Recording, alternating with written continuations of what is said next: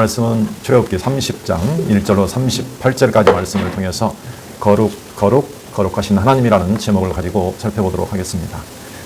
오늘은 이제 성막으로 함께 하시는 하나님. 출애굽기 내용을 크게 세 부분으로 구분하면 하나님께서 애굽에서 구원하시는 내용 1장에서 18장까지, 그리고 이스라엘 자손과 언약을 맺으시는, 율법을 주시는 내용, 그게 19장부터 24장 11절까지, 그리고 마지막으로 이제 성막을 지켜서 하나님께서 그들과 함께 거하신다는 내용, 이게 출애굽기 24장 12절로 40장 38절까지의 내용입니다. 이 출애굽기의 내용은 한마디로 말하면 하나님께서 거룩한 백성을 탄생시키신다, 여러 가지 말로 하죠. 출생시키신다, 만드신다, 이렇게 보시면 되겠습니다. 다시 말하면 하나님께서 그들의 하나님으로서 거하는 하나님의 구별된 거룩한 백성으로 지금 탄생시키는 내용이다. 이는 이스라엘 열조인 아브라함과 이삭과 야곱에게 맺으신 언약. 그래서 이제 그 언약을 꼭 기억을 해야 오늘 내용도 역시 중요한 점을 붙잡을 수가 있습니다.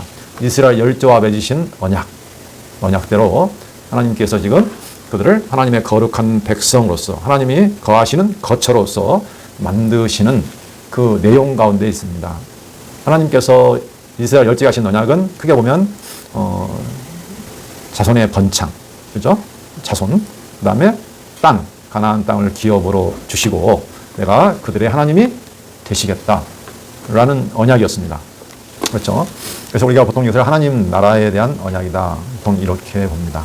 하나님이 그 자손을 번창시켜서 큰 민족을 만들어서 가나안 땅을 주시고 그 가운데 왕도 나고 해서 하나님이 성막을 통해서 그들 가운데 거하심으로 그들의 왕이 되심으로 말미암아 하나님의 나라, 하나님이 다스리는 나라, 거룩한 백성으로 만드시겠다 하는 언약이었는데, 지금 그 언약대로 하나님께서 애굽에서 건져내서 이제 하나님을 섬길 수 있는 백성으로서 언약을 맺어주시고, 실제로 그 백성 가운데 거하시는 성막을 지어서 그들과 함께해서 다스려 주시겠다는 그 내용을 지금 그대로 성취해 가시는 내용입니다. 그래서 이 역사의 목적이 무엇이냐, 그렇게 하심으로써 내가 아브라함과 이삭과 야곱에게는 전능의 하나님으로 나타났지만 아직 여호와로는 그들에게 알리지 아니하였다, 이렇게 말씀하셨죠. 현재 지금 애굽에 있을 때는 자손 번창이 이루어졌죠. 하나님의 첫 번째 언약은 이루어졌습니다. 그러나 아직 그 기업을 얻을 땅까지는 요원하죠. 그렇죠? 그래서 그 땅을 주심으로 말미암아 내가 너희 하나님 여호와라는 것, 내가 그들의 하나님이 됨으로써 내가 여호와라는 것을 알게 해주시겠다 하는 내용이 하나님께서 모세를 부르실 때 하신 말씀입니다. 출애굽기 6장 7절로 8절, 저희가 다시 한번 그 부분을 상기해 보도록 하겠습니다. 너희를 내 백성으로 삼고 나는 너희의 하나님이 되리니 나는 애굽 사람의 무거운 짐 밑에서 너희를 빼낸 너희의 하나님 여호와인 줄을 너희가 알지라. 내가 아브라함과 이삭과 야곱에게 주기로 맹세한 땅으로 너희를 인도하고 그 땅을 너희에게 주어 기업을 삼게 하리라. 나는 여호와라 하셨다 하라. 이게 지금 모세를 통해서 이스라엘 자손들에게 전해줘야 할 말입니다. 그렇죠? 하나님께서 그들을 자기 백성으로 삼으시고 그들의 하나님이 된다는 것이죠. 그리고 내가 약속한 맹세한 땅으로 지금 너희를 인도해서 기업을 주신다. 그렇게 함을 통해서 내가 너희 하나님 여호와인 줄을 너희가 알게 하시겠다. 지금 그 목적을 향해서 지금 이 출애굽기의 역사가 진행되고 있다라는 것을 저희가 분명히 알 수가 있습니다. 좀 지나가서 레위기 11장 45절을 보시면 거기에서도 오늘 이제 거룩하게 하는 내용이 나오기 때문에 11장 45절. 레위기는 하나님께서 이제 그 자손 백성들을 거룩하게 지금 하시는 내용인데 왜 그렇게 거룩하게 하시느냐? 45절. 나는 너희의 하나님이 되려고 너희를 애굽 땅에서 인도하여 낸 여호와라. 내가 거룩하니 너희도 거룩할지어다. 그러니까 지금 아까 말했던 내용하고 연관되는 겁니다. 내가 거룩하니까 너희가 내 백성이 되고 내가 너희들의 하나님이 되려면 너희도 반드시 거룩해야 된다. 그래서 지금 내가 이런 규례들을 준다. 성별의 규례들을 준다. 제사나 성별의 여러 가지 규례를 레위기에서 주시는데 그 목적도 역시 동일하다는 겁니다. 결국 이 구약의 하나의 예표와 모형으로서 그죠? 거룩하신 하나님이 이스라엘 자손을 거룩한 백성으로 만들어서 그들 가운데 거해서 그들의 하나님이 되신다는 내용, 이 내용은 결과적으로 실제로 오실 그리스도 안에서, 우리 교회 안에서 그대로 성취됩니다. 이게 하나님의 원대한 역사의 어떤 목적이고 계획이죠. 여기 알다시피 그 교회에 대한 계획을 하나님께서 사도 바울을 통해서 에베소서에서 역시 보여주십니다. 자, 에베소를 한번 볼까요? 에베소서 1장 4절로 6절. 4절 보시면 곧 창세 전에 그리스도 안에서 우리를 택하사 우리로 사랑 안에서 그 앞에 거룩하고 흠이 없게 하시려고. 지금 그 레위기나 출애굽기에 나와 있는 거룩하게 하시는 하나님하고 연관되어 있습니다. 우리를 이 죄 가운데 살아가는 우리를 하나님의 사랑 안에서 그리스도 안에서 거룩하고 흠이 없게 하시려고 기쁘신 뜻대로, 하나님의 그 기쁘신 뜻과 택하심이 있다는 거죠. 뜻대로 우리를 예정하사 예수 그리스도로 말미암아 자기의 아들들이 되게 하셨으니, 이게 결국 자기 아들들이 되는 것이나 내가 그들의 하나님이 되는 것이나 그들이 하나님의 거룩한 백성이 되는 것이나 동일한 의미입니다. 이게 계시록에도 동일하게 반복되어 나옵니다. 이 목적이 무엇이냐? 6절. 이는 그가 사랑하시는 자 안에서, 그리스도 안에서 우리에게 거저 주시는 바 그의 은혜의 영광을 찬송하게 하려는 것이라. 결론은 역시 그 하나님의 은혜의 영광을 우리로 하여금 찬송케 하시려고. 왜? 그 모든 것을 우리로서는 얻을 수가 없는데 하나님이 그리스도 안에서 주심으로 말미암아, 은혜로 주심으로 말미암아 그 크신 은혜의 영광을 찬송케 하시기 위함이다 라는 것이죠. 그래서 우리는 이스라엘 자손은 복을 받았습니다. 아브라함에게 하나님께서 복을 주셨죠.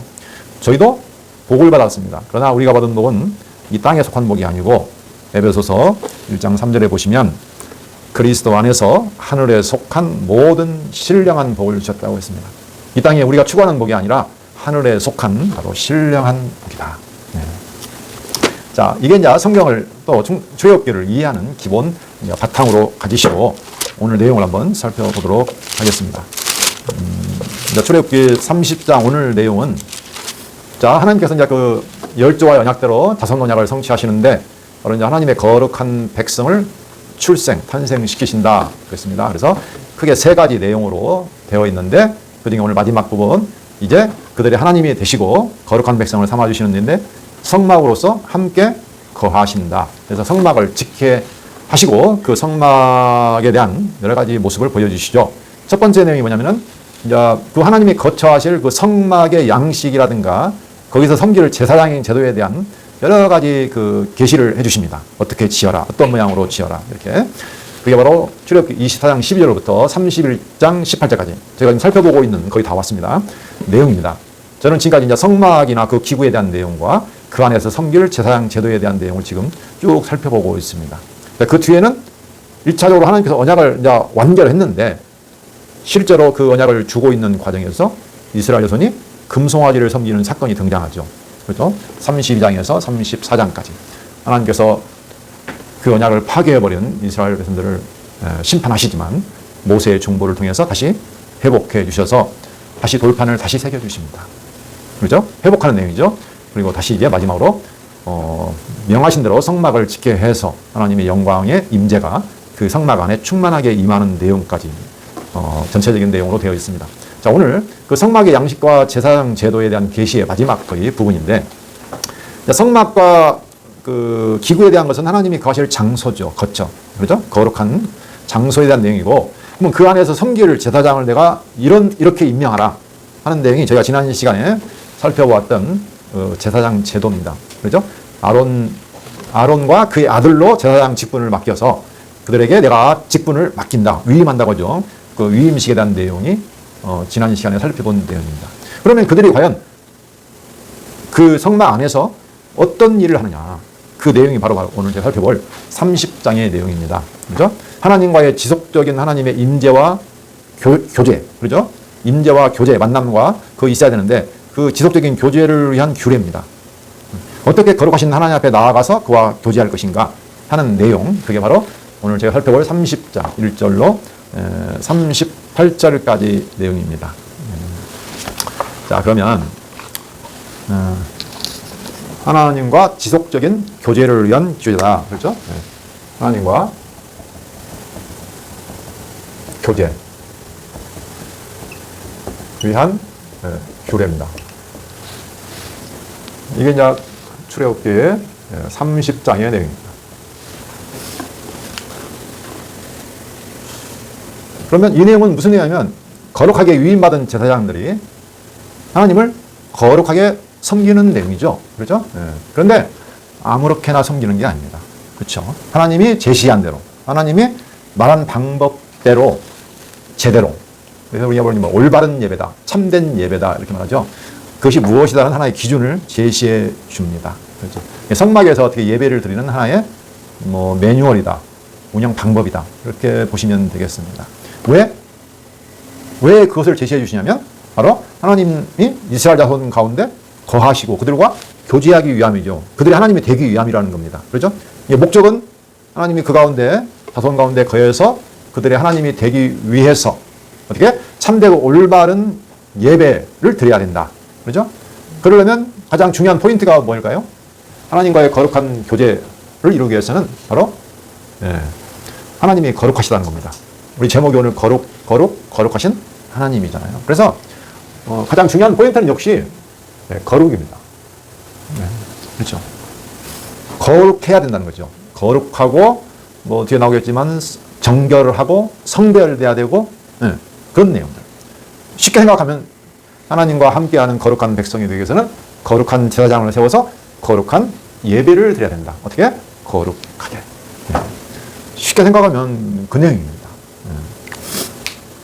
그러니까 어떤 공간도, 그죠? 성막이라는 공간도 거룩해야 되고, 거기 섬기는 사람도 거룩하게 구별돼야 되고, 그들이 하는 모든 행위도, 예배도 거룩해야 되고, 그들이 쓰는 재료도 거룩해야 되고, 그렇죠? 이 모든 것이 거룩으로 지금 흘러가고 있습니다. 자, 그러면 오늘 나오는 내용을 보시면 5가지 내용으로 되어 있습니다. 자, 첫 번째, 분향단. 그 다음에 두 번째, 속전. 세 번째는 우리가 물두멍. 그다음 네 번째는 관유. 다섯 번째는 향입니다. 이 5가지 여러 가지 기구들, 또는 이런 어떤 섬기는 어떤 내용 이런 것들이 나와 있는데 이 모든 것을 종합하면 그죠? 하나님과 함께 거하고 그분과 교류하고 교제하고 하기 위해서는 반드시 제사장을 통해서 거룩하게 되어야 한다. 이렇게 생각하시면 됩니다. 그렇죠? 그러면 하나님과 함께하는 거룩한 백성으로서 살아갈 수 있다. 하나님이 그들 가운데 거하시고 교제하는 존재가 된다는 거죠. 그러기 위해서는 반드시 이게 필요하다. 그래서 결국 이 모든 것은 어디로 가냐? 예수 그리스도 안으로 갑니다. 그렇죠. 제가 이제 신약에 생각해 보시면 교회의 모든 것, 우리가 하나님과 함께 거하고 그분과 교제하고 사귐을 갖는 것은 오직 예수 그리스도 안에서만 가능합니다. 그렇죠. 예수 그리스도의 절대적인 은혜 안에서만 가능하게 됩니다. 사실 우리가 하나님을 볼 수도 없고 만질 수도 없고 느낄 수도 없는데 우리를 창조하시고 온 우주 만물을 창조하신 하나님을 내가 그분과 가까이 가서 만나고 대화하고 얘기하고 기도하고 할 수 있다는 것은 상상이 잘 안 되죠. 근데 그리스도 안에서 이게 다 가능하다는 겁니다. 자, 그래서 오늘 내용을 이야기해서는 첫 번째 보시면 이 모든 것이 사실은 이제 첫 번째는 이제 원형으로서 제시가 되죠. 그렇죠? 이게 이제 우리가 이제 첫 아담에게서 볼 수가 있습니다. 그 다음에 이것이 지금 이제 어디에서? 이스라엘 나라 가운데서 이제 모형으로 보여주시죠. 이건 우리가 이제 모형이라고 합니다. 모형. 그리고 예수 그리스도 안에서 이제 교회 가운데 이게 지금 이건 이제 실체적으로 성취가 되죠. 그렇죠? 이 관점으로 지금 저희가 해석을 해 나갈 겁니다. 실체적으로 마지막 우리가 새 하늘과 새 땅에서 이게 이제 완성되는 모습을 또 볼 수가 있습니다. 어쨌든 크게 보면 원형, 모형, 실체. 우리는 지금 교회 안에 있기 때문에 이 관점을 가지고 해석을 해가시면 훨씬 더 체계적으로 살펴볼 수가 있을 겁니다. 1절로 10절 내용을 보시면 분향단이 나옵니다. 분향단. 자, 근데 이 분향단 내용이 가만 보시면 약간 그림을 그려보시면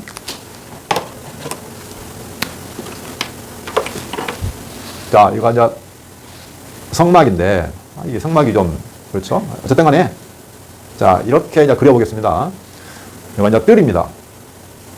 여기는 회막 또는 성막이라고 하는 막이 있고 여기가 성소, 여기가 지성소 이렇게 있죠. 이건 분향단이 등장하는데 향단은 어디에 있을까? 여기 보면 여기 휘장이 있습니다. 여기 가리고 있는 여기 성막 문이 있고 여기도 뜰 문도 있고요. 결과적으로 이 성막이라는 것은 죄인들이 하나님 앞에 지성소, 하나님의 임재가 있는 지성소로 나아가는 길을 지금 보여주고 있습니다. 그렇죠? 하나님과 만나서 하나님과 동거하고 교류하는 그 모습 그대로 지금 보여주고 있기 때문에 여기 보면 휘장이 있는데 여기가 뭐가 있냐면 법궤, 언약궤가 있고 요 위에가 속죄소가 있습니다. 여기가 하나님이 계시는 곳이죠. 임재하시는 곳인데 그 바로 바로 바깥들이 바로 여기가 있습니다. 여기가. 이게 분향단이 있습니다. 그러면 여기가 이쪽에가 뭐 등대, 여기가 떡상 이렇게 있죠. 여기가 이제 번제단이 있고 여기가 물두멍이 있습니다. 그러면 가장 하나님과 가까운 곳이거든요. 분향단은. 그렇죠? 그렇죠? 휘장 바로 끝에 있으니까. 이 위치적인 것을 저희가 잘 봐야 됩니다. 근데 사실은 이게 성소 안에, 성막 안에, 이 성소 안에 있는 것이기 때문에 원래 뭐 등잔 때, 뭐 떡상 같은 거 할 때에 이미 같이 나와야 되거든요. 원래 이게. 그렇죠? 이 안에 있는 것이기 때문에. 근데 그때는 상당히 빠졌어요. 내용이. 근데 지금 나오는 거예요. 그래서 아니 왜 그러지?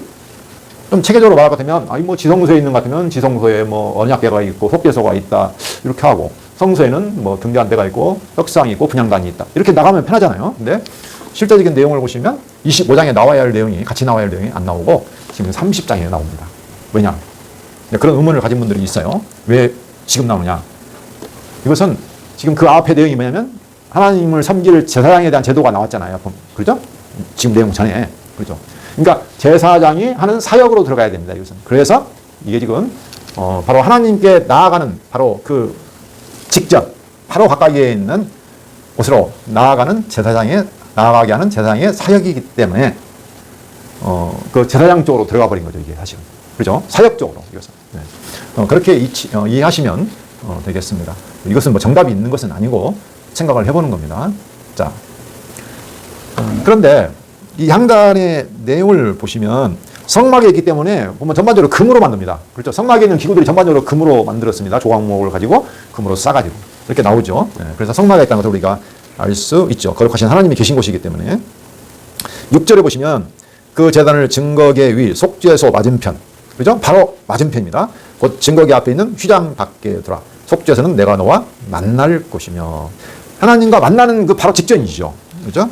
그래서 등불을 손질할 때에 아침 저녁으로 등불을 손질하는데 그때에 향을 사르라 그랬습니다. 또 저녁 때에도 등불을 켤 때에 사르라. 그래서 이 향은 대대로 너희가 여호와 앞에 끊지 못할 것이며 자, 그러니까 이 향은 지속적이어야 됩니다. 지속적. 그렇죠?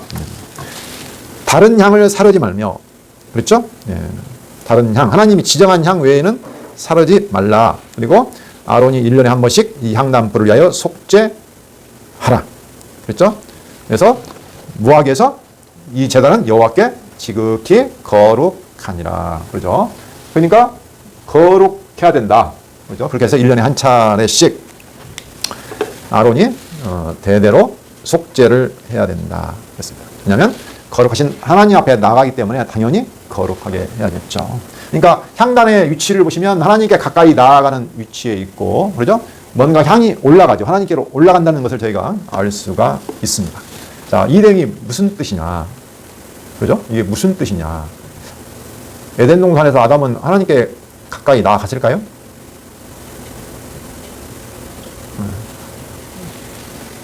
아담은 하나님과 같이 거닐었다는 말이 있죠.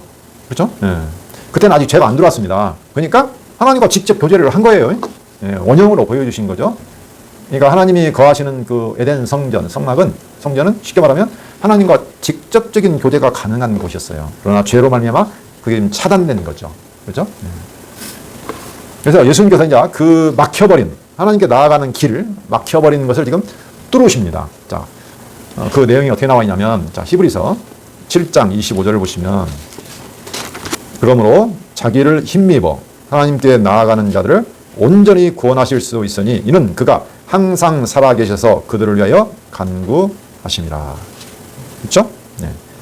예수님은 그러니까 영원한 제사장 직분을 가지고 오셔서 하나님께 나아가야 되는데, 여기 향단을 지나서 휘장을 지나서 하나님께 나아가야 되는데, 그 하나님께 나아가는 자들을 온전하게 구원하실 수 있으니 항상 살아계셔서 그들을 위하여 간구하십니다. 예수 그리스도의 뭡니까? 네, 간구로 항상 하나님께 나아갈 수 있도록 하는 대제사장이다. 당시의 구약의 제사장들은 어떻게 합니까? 자기 죄를 위해서 속죄도 해야 되고 날마다 제사도 드리고 해서 반복해서 해야 되지만, 그는 단번에 자기를 드려 이루셨다 하는 내용이 있습니다. 왜? 그는 하나님의 영원한 아들이기 때문에 가능하다. 그런 내용이 있습니다.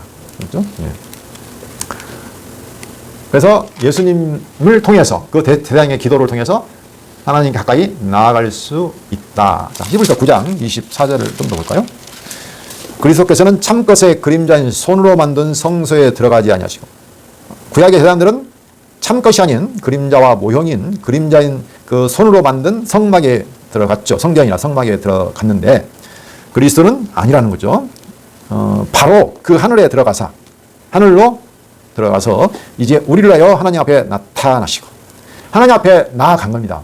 예수님께서. 그렇죠? 하늘 성소에 올라가신 거죠. 그래서 단번에 죄물을 들여 나타났다. 이런 내용이 지금 나와나죠. 그리스도의 영원한 중보, 기도, 하나님께 나아갈 수 있도록 하는 기도를 말하고 있습니다. 성도들은 그럼 어떨까요? 자, 그리스도 안에서의 교회들도 역시 하나님 앞에 나아가긴 가야 되는데, 그렇죠? 어떻게 나아갈 수 있느냐, 그 내용이 나와 있습니다. 자, 히브리서 10장 19절. 그러므로 형제들아, 우리가 예수의 피를 힘입어 성소에 들어갈 담력을 얻었나니 그 길은 우리를 위하여 휘장 가운데로 열어놓으신 새로운 살 길이요 휘장은 곧 그의 육체니라. 자, 예전에 구약에서 가는 길이 있었습니다. 이렇게 대제사장을 통해서, 기도를 통해서, 피를 통해서 이렇게 나아갈 수 있었는데, 이제는 새로운 길이 생겼다. 그렇죠? 그게 뭐냐면 새로운 길이고 살 길이다. 예수 그리스도의 그 육체의 죽으심을 통해서 성소에 우리가 담대하게 나아간다. 예수님이 죽으실 때 휘장이 반으로 갈라졌죠. 이제는 길이 열린 겁니다. 새로운 살 길이 열렸다. 이렇게 말하고 있습니다. 그러니까 계시록에 보면 이 향의 내용이 나옵니다. 한번 볼까요? 계시록 5장 8절. 5장 8절. 그 두루마리를 취하시며 네 생물과 24 장로들이 그 어린 양 앞에 엎드려 각각 검은 고와 향이 가득한 금대접을 가졌으니 이 향은 성도의 기도드리라. 이 향이 하나님 앞에 올라가요. 그렇죠? 금대접에 바쳐져 가지고. 근데 그 향이 뭐냐면은 성도의 기도다. 기도를 아무나 들어주는 거 아니잖아요. 그렇죠? 아니, 기도를 내가 왜 들어줄 이유가 없잖아요. 그러나 이 성도의 기도가 하나님께 드려진다는 내용입니다. 좀 더 보면 8장 3, 4절. 또 다른 천사가 와서 제단 곁에 서서 금향로를 가지고 많은 향을 받았으니 이는 모든 성도의 기도와 합하여 보좌 앞 금제단에 드리고자 하니라. 이게 진짜 어떤 환상 속에서 지금 보여주잖아요. 모든 성도의 기도가 어떻게 하냐면 하나님이 계신 보좌 앞 금제단에 드려진다는 얘기죠. 향연이 성도의 기도와 함께, 그렇죠? 천사의 손으로부터 하나님 앞으로 올라가는지라. 성도가 하는 모든 기도가 하나님 앞에 올라가고 그 응답이 지금 내린다는 내용입니다. 그렇죠? 그렇죠? 네. 그게 어떻게 된다? 끊임없이 지속된다 하는 내용. 그래서 이 향의 내용은 그리스도의 영원한 중보 기도를 의미하고, 또 그 안에서 그리스도 안에서 성도가 드리는 기도, 그렇죠? 성도의 기도도 역시 그리스도의 기도는 반드시 하나님께 올라가지만, 그렇죠? 성도의 기도도 반드시 같이 올라간다는 겁니다. 그래서 하나님이 그걸 들으시고 어떻게 해요? 환난받고 고통받는 계시록에 나온 성도들을 어떻게 해요? 그 대적들을 심판하시고 그들을 구원하신다는 거예요. 예. 아무나 기도한다는 것은 아닙니다. 그렇죠? 예. 하나님의 뜻을 구하는 기도만 하나님이 반드시 들어주신다. 그렇죠? 예. 이 향이라는 부분이 우리가 이제 다윗도 사실은 많은 고난을 받았잖아요. 대적 때문에. 그렇죠? 다윗이 기도한 내용을 보면 거기도 향연이라고 나와 있거든요. 자, 141쪽, 시편 141쪽 보시면 여호와여 내가 주를 불렀사오니 지금 부르시죠. 부르죠. 내가 내 속히 내게 오시옵소서. 하나님 나를 좀 어떻게 해요? 내가 지금 부르니까 와달라는 거죠. 속히 내게 오시옵소서. 내가 주께 부르짖을 때 내 음성에 귀를 기울이소서. 나의 기도가 주의 앞에 분향함과 같이 되며 나의 손드는 것이 저녁 제사같이 되게 하소서. 이게 지금 구약시대 제사를 그대로 지금 말하고 있어요. 다윗이. 그렇죠? 다윗은 하나님이 택한 왕이잖아요. 기름 부음 받은 자라는 얘기입니다. 그렇죠? 구별한 자이기 때문에 이 기도, 내 대적 때문에 내가 지금 고통스럽고 나를 악인들이 지금 괴롭히는데 들어달라는 겁니다. 이해되시죠? 예. 그래서 항상 다윗은 기도를 했습니다. 하나님의 뜻을 붙잡고. 그렇죠? 그러면 우리의 기도는 과연 어떨까요? 자, 유명한 구절이 있습니다. 데살로니가 전서 5장 17절 한번 보겠습니다. 16절부터 볼까요? 항상 기뻐하라. 쉬지 말고 기도하라. 범사에 감사하라. 이것이 그리스도 예수 안에서 너희를 향하신 하나님의 뜻이니라. 자, 쉬지 말고 여기 있잖아요. 끊임없이 지속적으로 향을 들어. 끊임없이 쉬지 말고 기도하는 것이 분명히 그리스도 예수 안에서 너희를 향하신 하나님의 뜻이라고 기록되어 있습니다. 지금 우리 안에서 기도가 쉬지 않고 끊임없이 이루어지게 하시죠. 하나님께서 예수님께서 지금 하나님 우편에 앉으셔서 지금 중보기도를 끊임없이 하고 계시잖아요. 그리고 주께서 우리 안에 성령을 보내서 말할 수 없는 탄식으로 우리를 위해서 기도하게 하신다는 겁니다. 그렇죠? 그래서 우리가 고통스럽고 대적 가운데 힘들 때에 부르짖을 때 하나님 반드시 응답하시고 또 우리가 하나님의 뜻을 위해서 기도할 때 하나님께서 반드시 들어주신다는 거죠.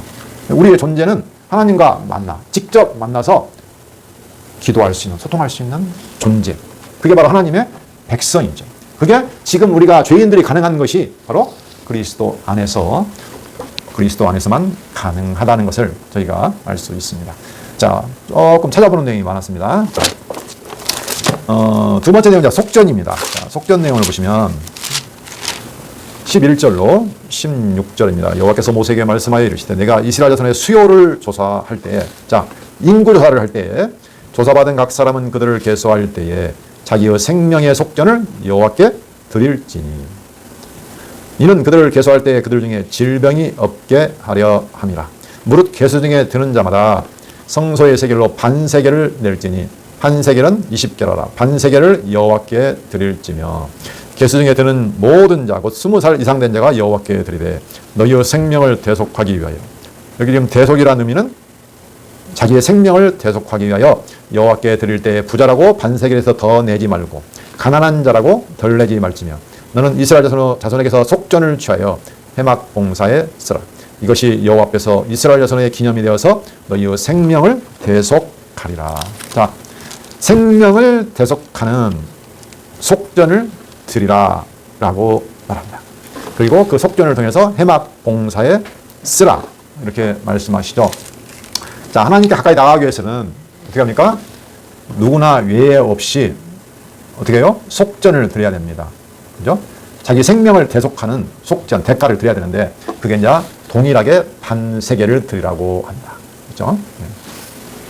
우리가 하나님께 가까이 가기 위해서는 거룩한 존재가 돼야 되는데 그러기 위해서는 생명의 대속이 필요하다. 그죠? 이것도 마찬가지죠. 그리스도께서 뭐라고 하냐면 나는 많은 사람의 대속물로 오셨다. 이렇게 말씀하시죠. 그죠? 그래서 그리스도께서 그 보배로운 핏값으로 우리를 대속하셔서 하나님께 드리셨죠. 그래서 우리가 하나님께 나아갈 수 있다. 우리가 뭘 하나님께 드리겠습니까? 드릴 것이 없잖아요.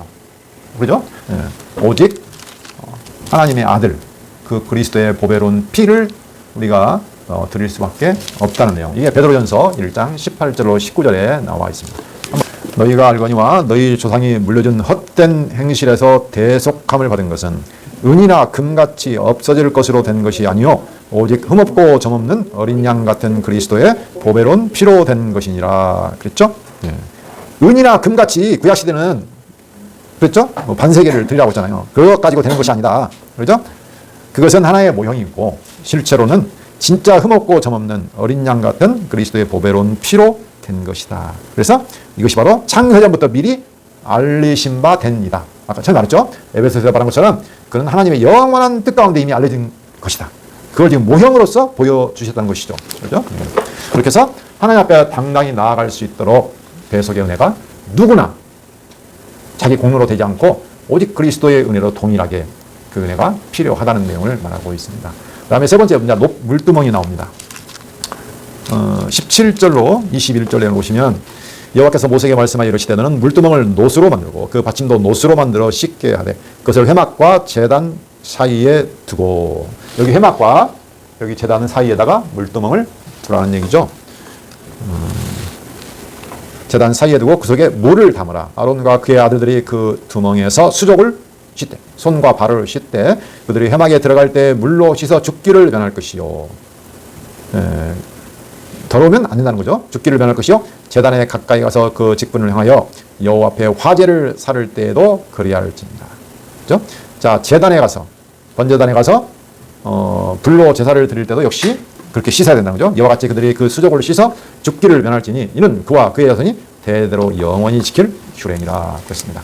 하나님께 가까이 가서 일을 하는 자 어떻게 한다고요? 반드시 씻어서 깨끗하게 되는다. 그렇지 않으면 안 됩니다. 자, 씻는다는 것은 역시 이제 정결이죠, 정결. 하나님께 정결하거나 거룩하게 되지 않는 자는 결단코 하나님의 일을 할 수도 없고 하나님께 나아갈 수도 없다는 걸 지금 보여주고 있습니다. 그러면 우리는 어떻게 깨끗하게 되느냐? 예수님께서 말씀하셨죠? 베드로가 발을 예수님이 씻겨주시니까 발만 씻겨주지 말고 몸도 씻겨주라고 했잖아요. 요한복음에 보면 예수님께서 야, 이미 목욕한 자는 발밖에 씻을 게 없다. 네, 그런 말씀을 하시죠. 그렇죠? 발은 날마다 씻어야 돼요. 손발은. 왜? 더러워지니까. 그래서 우리도 마찬가지입니다. 자, 에베소서 5장 26절 한번 보겠습니다. 이는 곧 물로 씻어 말씀으로 깨끗하게 하사 거룩하게 하시고, 남편과 아내 관계를 말할 때 또 교회와 그리스도의 관계를 설명하실 때에 하시는 내용이죠. 뭘로 깨끗하게 한다고 했습니까? 왜 그러냐? 물이라고 나와 있지만 사실은 그냥 말씀으로, 그죠? 말씀. 하나님의 말씀으로 깨끗하게 하사 거룩하게 하시고 아름답고 영광스러운 교회, 주름이나 티가 없는 교회로 세운다 하는 내용이 지금 나와 있습니다. 자, 디도서 3장 5절 좀 더 뒤로 가시면 우리를 구원하시되 우리가 행한 바 의로운 행위로 말미암지 아니하시고 오직 그의 긍휼하심을 따라 중생의 씻음과 성령의 새롭게 하심으로 하셨나니. 그랬죠? 여기서는 뭘로 씻었습니까? 중생. 거듭남이죠. 거듭남에 뭘로 거듭났습니까? 성령으로 거듭났죠. 그 다음에 성령의 새롭게 하심. 자, 성령으로 새롭게 하심. 성령은 그 새언약 내용에서 예레미야라든가 에스겔에서 보면 새언약이 나오는데 그때 성령으로 새 마음을, 우리의 마음을 바꾼다고 했잖아요. 그렇죠? 새로운 영을 주어서 우리의 마음을 변화시킨다고 했습니다. 그렇죠? 성령이 하나님의 말씀을 가르치는데, 그렇죠? 말씀을 깨달아서 그리스도를 증거합니다. 그죠? 성령께서. 그렇게 해서 그리스도 안에서 우리가 어떻게 해요? 거듭나게 하고 깨끗하게 하신다는 내용이죠. 그래서 우리가 말씀, 성령의 사역이죠. 중생도 마찬가지입니다. 성령이 거듭나니까 영이 새롭게 태어나는 것이죠. 그래서 깨끗하게 되는 거죠. 아무리 우리가 거룩한 행실을 한다고 해서 안 된다는 겁니다. 자, 히브리서 10장 12절, 10장 22절 거기를 볼까요? 우리가 마음의 뿌림을 받아, 여기서 뿌림이라는 것은 이제 물을 뿌리는 건데, 뿌림을 받아 악한 양심으로부터 벗어나고 몸은 맑은 물로 씻음을 받았으니, 여기 맑은 물 나왔습니다. 참마음과 온전한 믿음으로 하나님께 나아가자. 참마음과 온전한 믿음으로 하나님께 나아가자. 하나님께 나아갈 때는 어떻게 한다고요? 참마음과 온전한 믿음으로 하나님께 나아가자. 역시 마찬가지입니다. 참마음과 온전한 믿음, 예수 그리스도 안에서 우리가 정결하게 되고 깨끗하게 돼서 하나님께 나아갈 수 있는 거죠. 이 전부 다 결국은 다 그리스도를 지금 말하고 있습니다. 그죠? 우리의 모든 거룩이나 정결이 우리가 육신적으로 내가 어떤 행위를 하거나 뭐 손과 발을 깨끗이 씻어야 되는 게 아니고 말씀만 해서, 성령의 교통을 통해서 말씀 안에서 오직 예수 그리스도 안에서만 가능하기 때문에 그렇습니다. 그렇죠? 단순하게 말하면 이렇게 보시면 됩니다. 자, 이제 네 번째 관유를 한번 보겠습니다.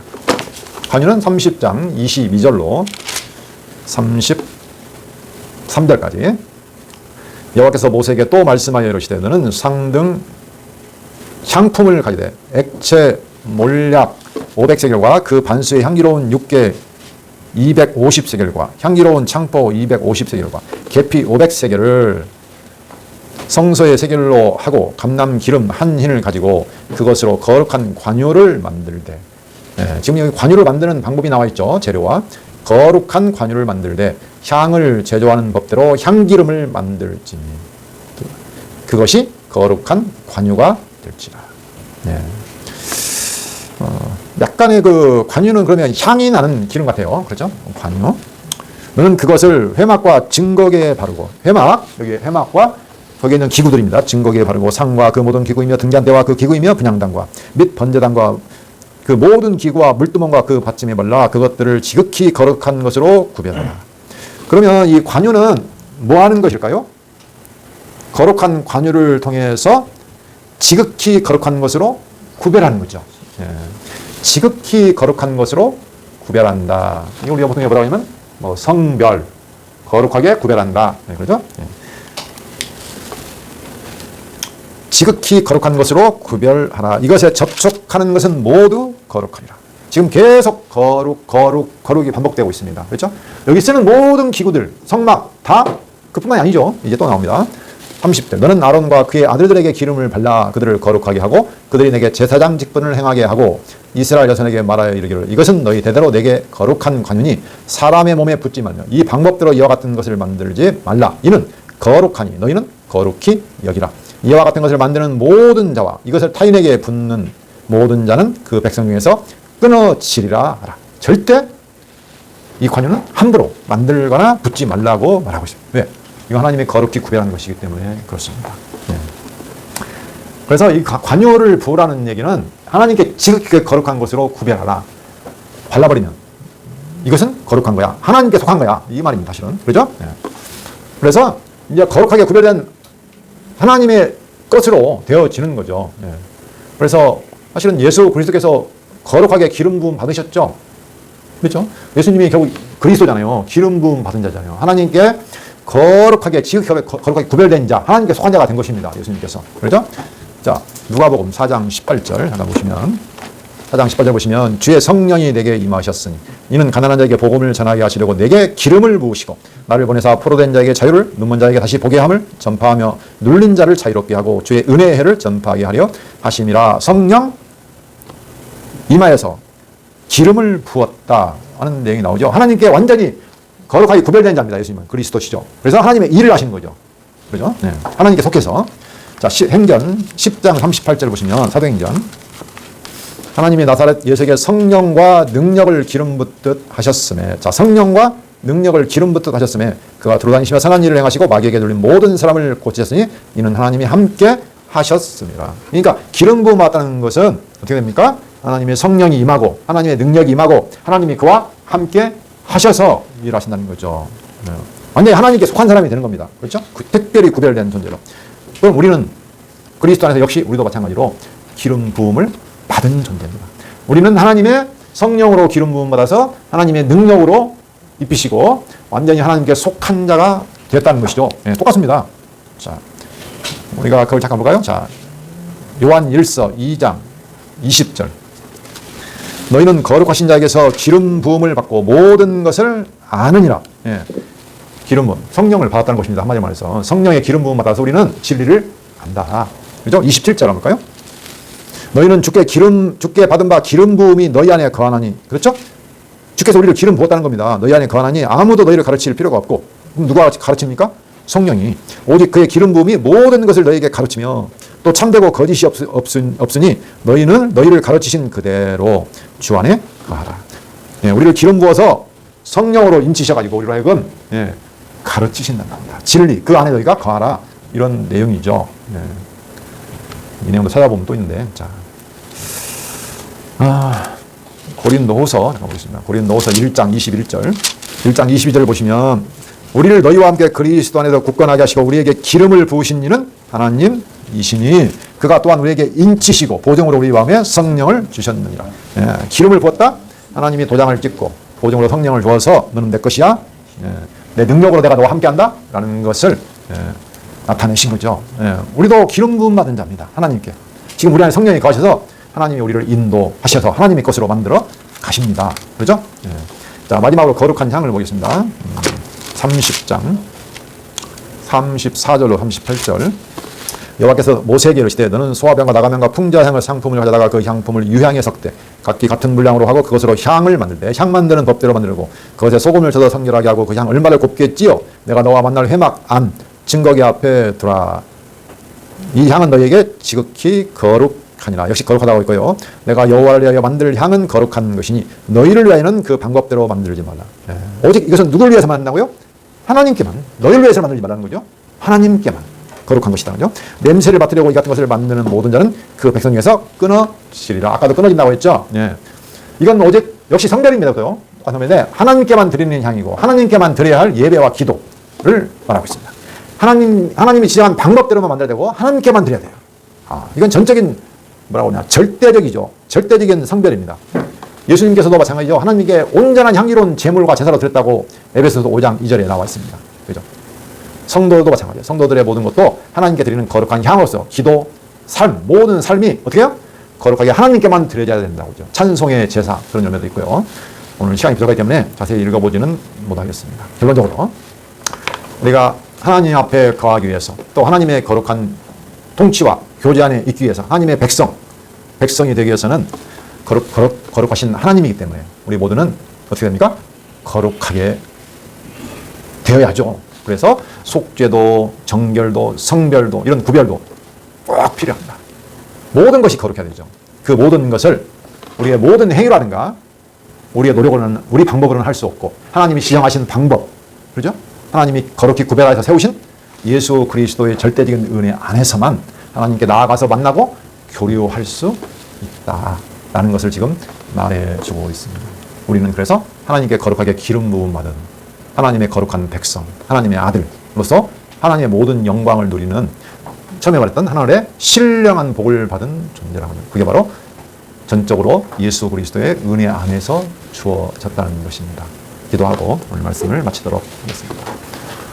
하늘에 계신 여호와 하나님 아버지, 거룩하신 하나님 아버지, 우리는 볼 수도 없고 가까이 갈 수도 없고 소통할 수도 없는 존재 죄인들이지만 하나님이 예비하신 마련하신 유일한 길 예수 그리스도 안에서 하나님께 나아가 교통할 수 있는 하나님의 아들이요 백성이 되었다는 사실을 깨닫게 하시니 감사합니다. 우리가 받은 그 신령한 복을 간직하게 하시고 기억하게 하시고 거룩하게 구별된 하나님의 백성으로 이 땅에서 살아갈 수 있도록 인도해 주시옵소서. 예수 그리스도 이름으로 기도합니다. 아멘.